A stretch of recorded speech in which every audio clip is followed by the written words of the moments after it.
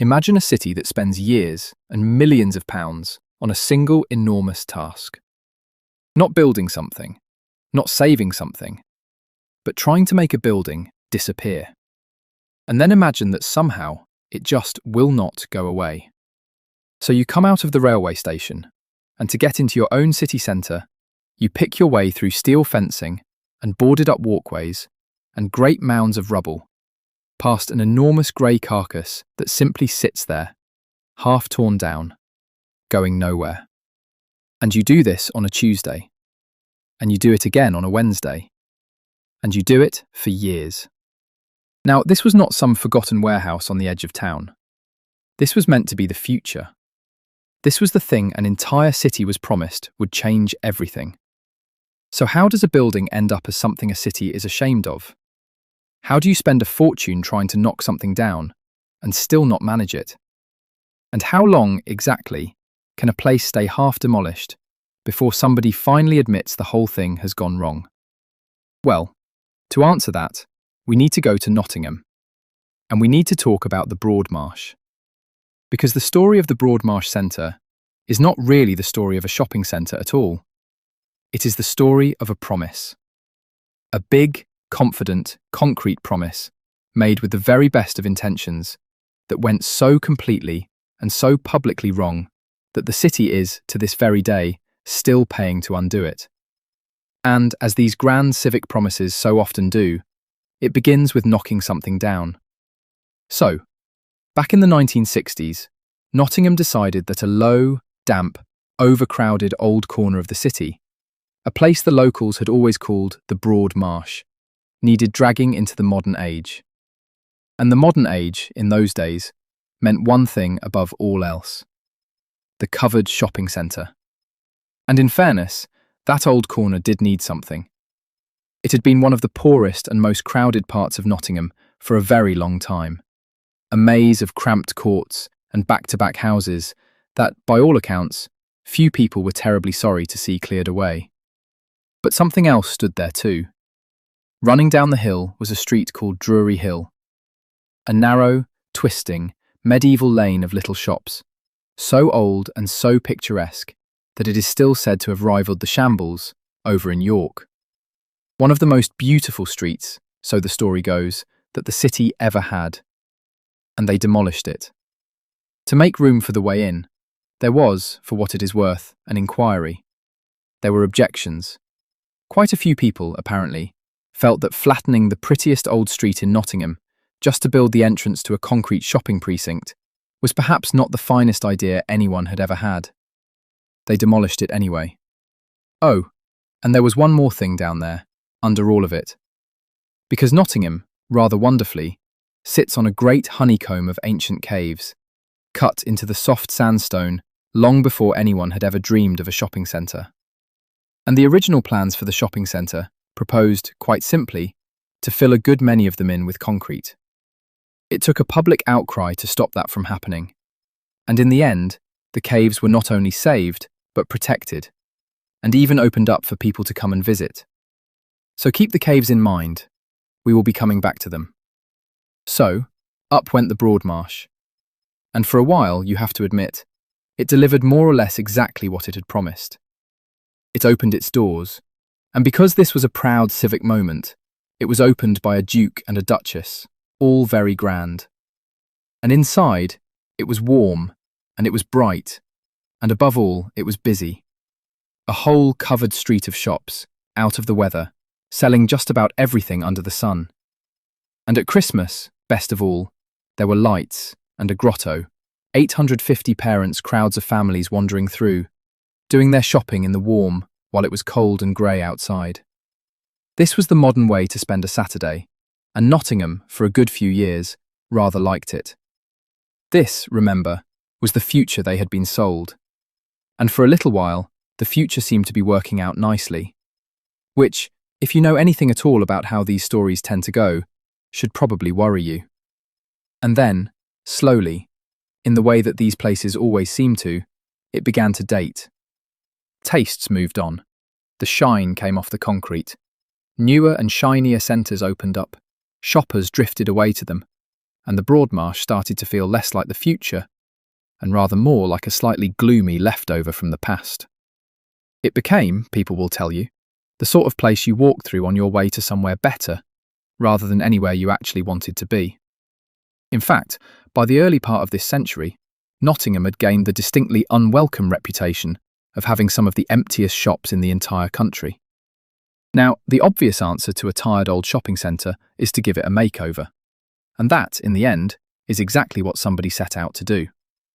The centre's owners, a company called Intu, announced a plan. A big, expensive, confident plan. Tens of millions of pounds to gut the old place and remake it completely, with a bright new frontage, a cinema, the lot. The leader of the council was thrilled. Work, he announced, could finally begin, and it showed, he said, the confidence that Intu had in Nottingham. And begin it did. The demolition crews moved in, the hoardings went up, half the centre was closed off, and they set about tearing out the guts of the old place to make way for the shining new one. This was going to be brilliant. Everybody said so. And then two things happened, very nearly at the same time, and both of them were about as bad as things can possibly get. Firstly, a global pandemic arrived, the country shut its doors, and the work on the site simply stopped. And secondly, and rather more permanently, Intu, the company that owned the place, that had made all the promises and was supposed to be doing all the rebuilding, ran out of money and collapsed entirely. So there sat the Broadmarsh, half pulled down, half still standing. The firm that was meant to finish the job, gone for good, and the whole half-wrecked mess handed straight back to Nottingham City Council, who, through no real fault of their own, now found themselves the proud owners of a very large, very public catastrophe. As the council itself would later describe it, the Broadmarsh was, and these are more or less their own words, suddenly handed back to them in the middle of a global pandemic, following the collapse of Intu, which is a remarkably calm way of describing a disaster. And it is really here that the story properly begins. Because the obvious thing now was surely just to knock down what was left and be done with it.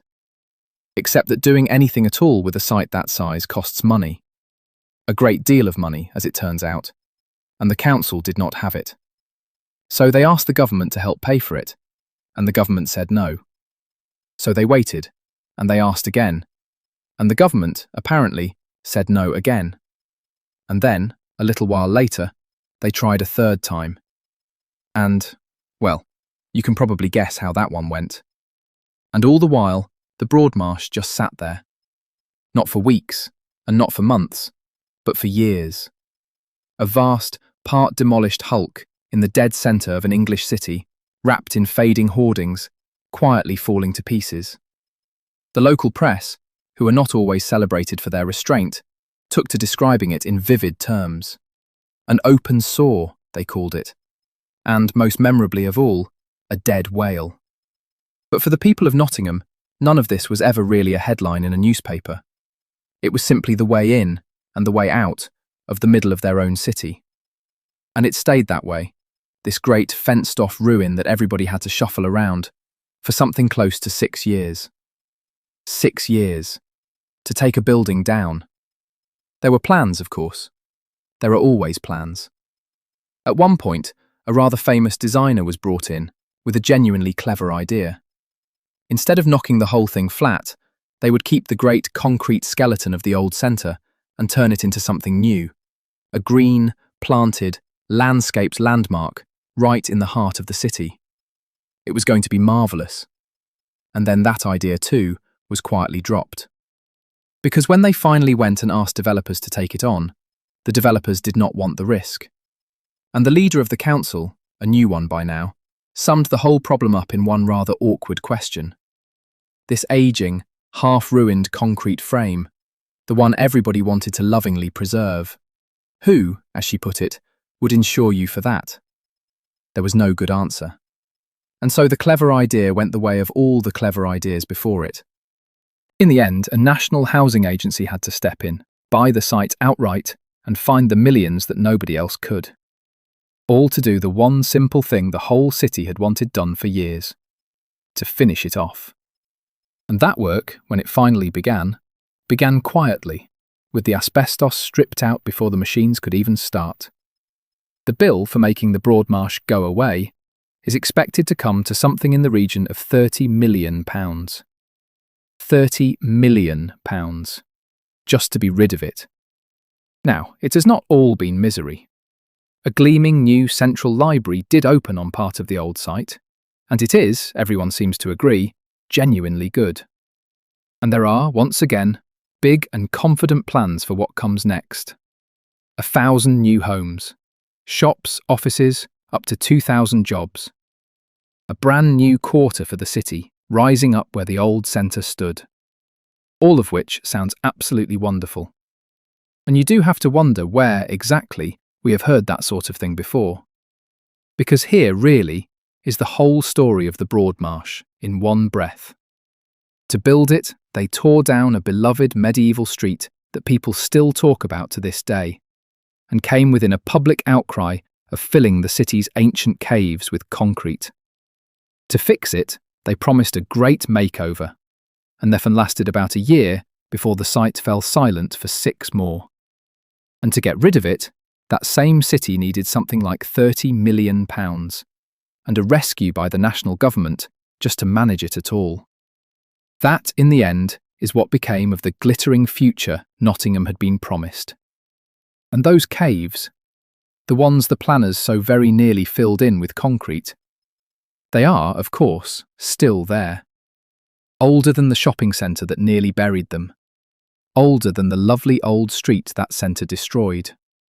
Older than the whole confident idea that started all of it. And you rather suspect that, whatever finally gets built on that site next, the caves will quietly outlast that too. So, what would you have done with the Broadmarsh? Was any of it worth losing Drury Hill for? And, be honest now, do you actually believe that this time, at long last, they are finally going to get it right? Let me know down in the comments. And if you enjoy this sort of thing, a grand promise made in concrete and then broken in public, then I am very glad to tell you there is a great deal more where this came from. So do stick around.